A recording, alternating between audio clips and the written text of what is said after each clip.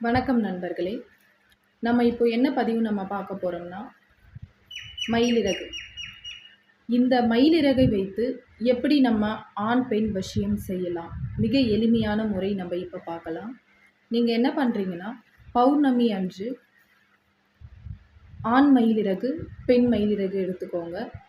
மண் சட்டி 2 எடுத்துக்கோங்க.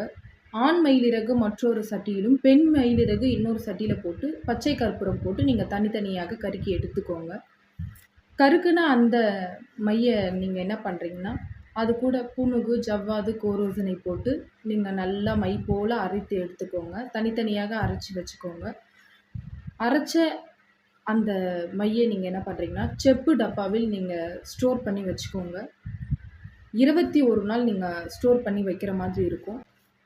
முருகர் பெருமான நீங்க 21 நாள் நீங்க வணங்குற மாதிரி இருக்கும்.